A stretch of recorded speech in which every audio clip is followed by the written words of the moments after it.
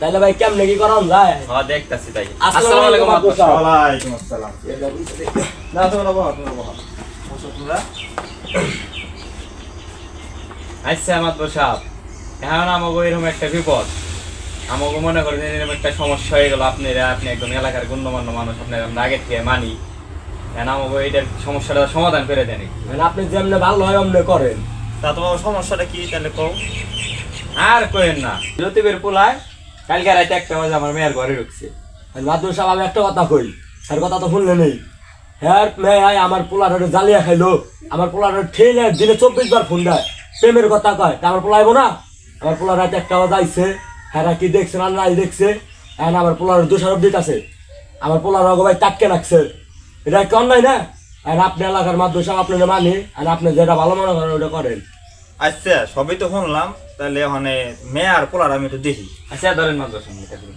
বেরিয়ে আবার দেন না কেন? তাহলে আমরা মেয়ে পোলা পাঠিয়ে দিই নাকি? নাও ভাই খাও। মেয়ে আর পোলার আর শত্রুর হাতে বিড়ি খাওয়া, তুমি একটা কাম করছাও। আচ্ছা তাহলে আমরা মেয়েকে পাঠিয়ে দিই নাকি? তোমরা মেয়ে গো নিয়ে।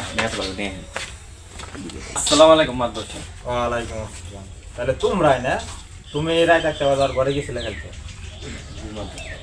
আচ্ছা তোমরা যাও, তোমাকে বাপকে পাঠিয়ে দাও।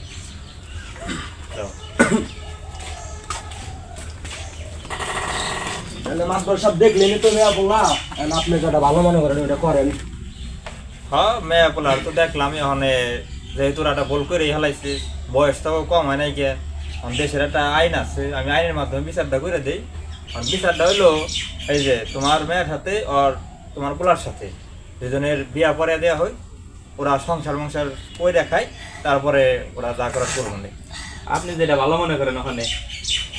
তাইলে সামনে মাসের আগামী শুক্রবার দিনই দুজনের বিয়া হয়ে যায়, তাহলে বিয়া ডেটমেট করা যায়। তাহলে এখন আমি আর কি করবো, আমি যাই তাহলে।